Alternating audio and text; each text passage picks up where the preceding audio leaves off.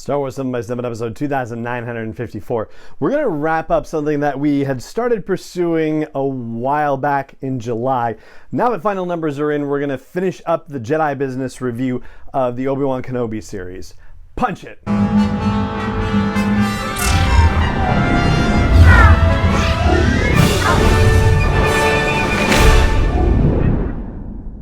Hey Rebel Rouser, I'm Alan Voivod and this is Star Wars 7x7, your daily dose of Star Wars joy, and thank you so much for joining me for it. So just as a quick refresher, we started doing this series because there had been a report that alleged that Obi-Wan Kenobi was not doing good in the ratings, quote unquote, and it turned out those ratings were actually user reviews on, I believe it was IMDb, so it was stuff that was not critical ratings, it was not viewership ratings, it was user ratings that could easily be brigaded if people wanted to do that. And so, yeah, not really a measurement that we could trust. So we started looking at the numbers for the first time and in a different way from the way we look at it with movies. But yeah, it was kind of cool to actually check this out from a live action perspective. At least it was for me, and I hope that I've made it so for you as well.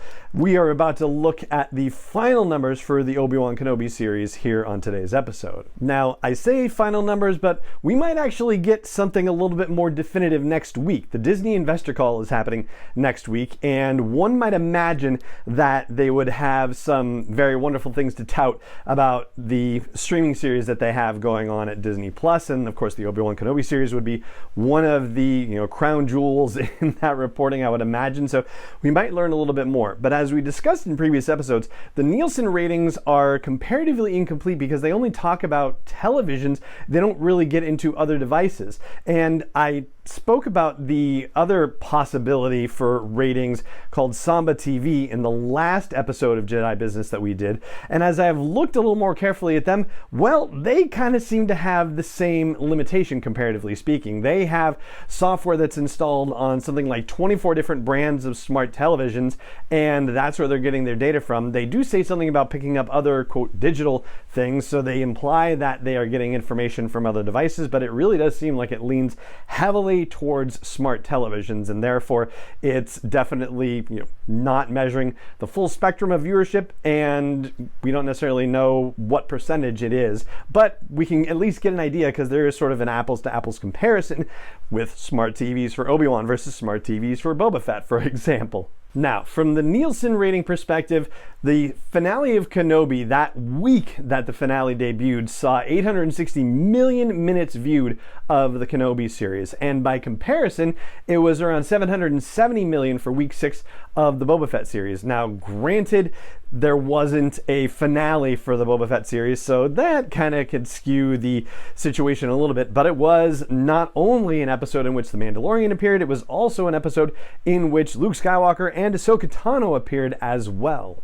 However, there's another measure that's actually very close comparatively between the two series, and that's the actual number of minutes available for week 6 versus week 6. So it's 286 minutes for the Obi-Wan series and 280 for the Book of Boba Fett. So pretty much right on, comparatively speaking. And actually, I just mixed that up. It's 286 for the Book of Boba Fett and 280 for the Obi-Wan Kenobi series. Again, still very darn close to each other, so that means that the total minutes viewed are very comparative. Now, just to close out the Nielsen portion of things, for the Book of Boba Fett, the finale was over 880 million minutes viewed in that week for week 7 of the Book of Boba Fett, and that added an additional 62 minutes to the total viewing time of the series. So it was a little bit more than when the finale of the Obi-Wan Kenobi series hit. As I said, that was 860 million minutes viewed. So yeah, it does kind of feel like the Obi-Wan Kenobi series did outperform the Book of Boba Fett series in that regard. However, there was a bit of a halo effect that happened with the Book of Boba Fett that did not happen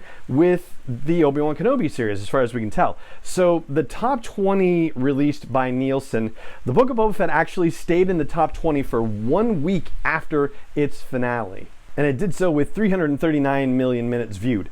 The Obi-Wan Kenobi series did not stay in the top 20 in the week after its finale premiered. However, the number 20 show had 376 million minutes viewed, so it's entirely possible that the Obi-Wan Kenobi series could be still more than what the Book of Boba Fett got, but just didn't make it into the top 20. Hard to say for sure. So that takes care of the Nielsen thing. Jumping over to the Samba TV results, Deadline Hollywood put out a report saying that, according to Samba, the Obi-Wan Kenobi finale for the 5 days that it had been released from Wednesday through to Sunday actually had a viewership of 1.8 million households, and that was 20% higher than what the Book of Boba Fett got for its season finale, which was 1.5 million households. Unfortunately, it's hard to put that into a broader context because I haven't found any sort of top 10 or top 20 lists that Samba TV is producing like the Nielsen folks are producing. So yeah, it's unfortunate in that regard. But the Deadline Hollywood report did also say that the Obi-Wan Kenobi premiere, the first episode, the first 2 episodes, I guess, specifically, not only outperformed the premiere of the Book of Boba Fett, but also outperformed the premiere of Season 2 of The Mandalorian. But the margin isn't that big between Obi-Wan and Mando Season 2. It was 2.14 million households versus 2.08 million households between the two. However, the Book of Boba Fett was only at 1.5 million households, and there's kind of an interesting, way of looking at that. For a start, the Obi-Wan Kenobi series debuted over Memorial Day weekend, so it definitely had, that kind of opportunity, but it also debuted against Stranger Things, so I guess take of that what you will. However, the interesting thing about that is that when you look at the first episode versus the last episode, you kind of see a bit of a drop-off. You don't necessarily expect the last episode to make it up to the heights of the first episode, but with the Book of Boba Fett, it actually had the same number of households, according to Samba TV, viewing the first episode as it did the last episode, whereas there was a drop for Obi-Wan, which was, at the 2.1 million and dropped to 1.8 million. So what does all this number crunching actually mean? A couple of things. First of all, despite that, clickbaity article situation, the Obi-Wan Kenobi series definitely was succeeding in the ratings that matter, the metrics of viewership.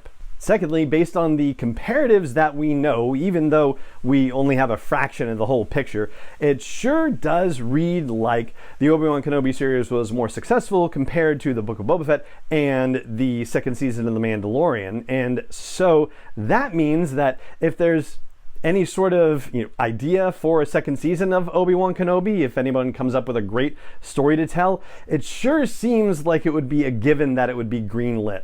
And the third thing I'll say is that from the outside, without having full access to the data that's being produced by these companies like Nielsen, like Samba TV, or even just being inside Disney Plus itself and being able to see the metrics that they're able to see, it's really difficult to say anything with complete certainty about how well things are performing. We're really just drawing inferences on these things, but it does seem like with all the information that we have and looking at it from different perspectives, whether it's the Nielsen or the Samba, whether it's comparing one series against another and looking at the number of minutes that have been released, looking at it from different times of the year and other things that have been released against it and that sort of thing, I think we can get a pretty reasonable idea of how a series is performing even with the limited information that we have. And ultimately, I'm very grateful that the Obi-Wan Kenobi series seems to have performed as well as it has. And I'd love to know what you think about that. So drop a comment if you're catching this on YouTube, you know where to go.